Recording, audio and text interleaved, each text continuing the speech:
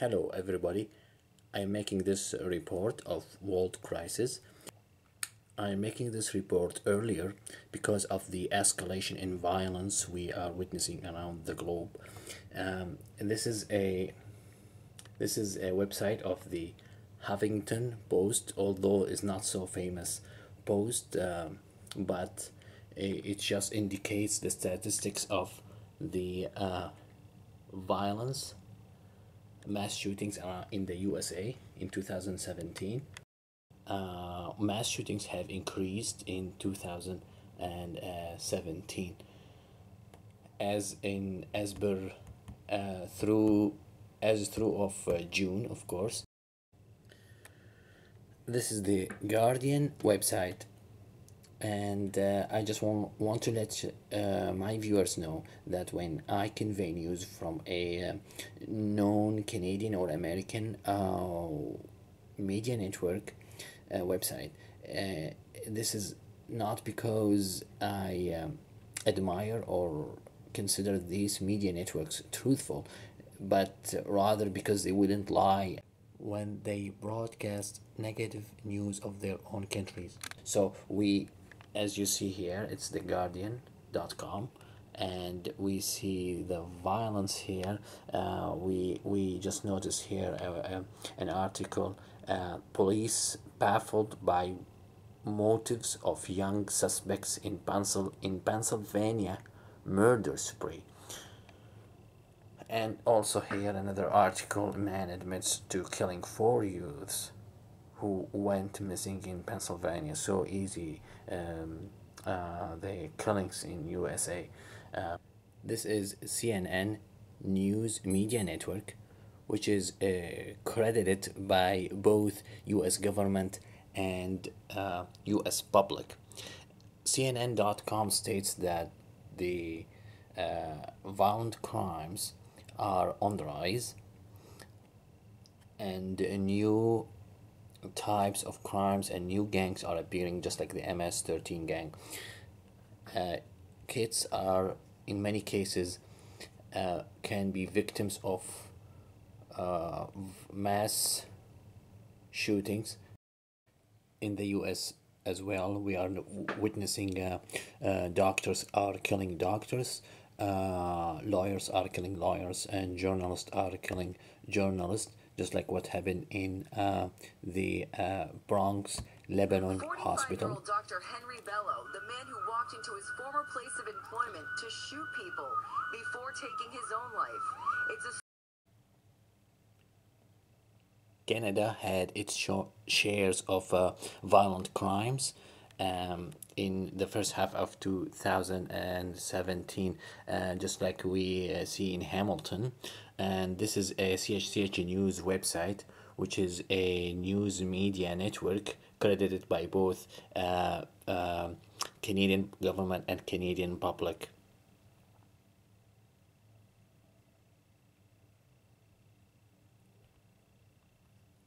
Violence and corruption were also on the rise in another part of North America, which is Mexico, in 2017, in the first half of 2017. This is socialistworker.org, which is also a acknowledged news media network by North American countries.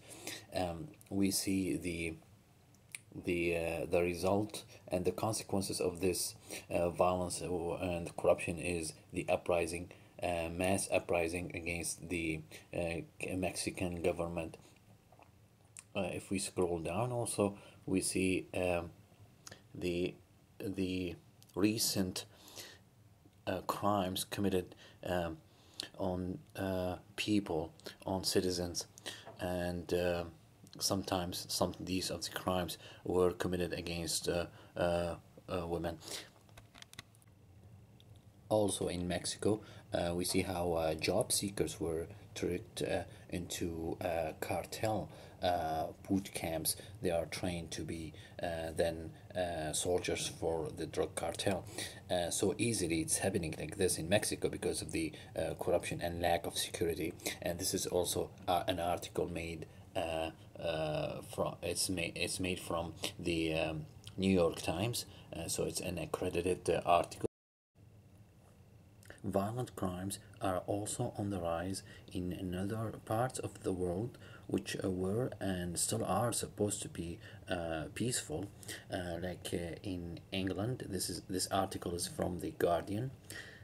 We see how violent crimes, just like it is stated by the Guardian news media network, that the violent crime rising in England and Wales, police figures show.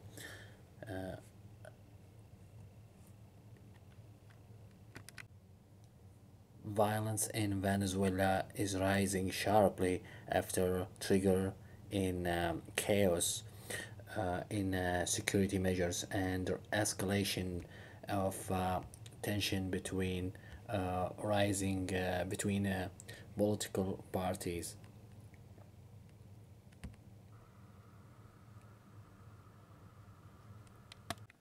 The war in Afghanistan has intensified.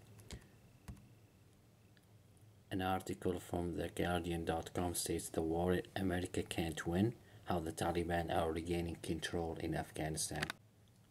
Political violence and war between rival political parties have unfortunately escalated in North Africa, specifically in Egypt and Libya, thanks to the American intervention there.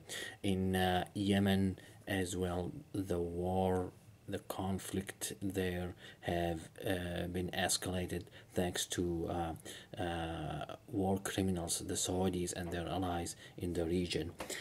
In terms of what's happening in the Gulf, now, what is this? We see that finally and fortunately, the royal dogs of the United States now are fighting with each other. Saudi Arabia, Bahrain, and UAE are fighting with Qatar.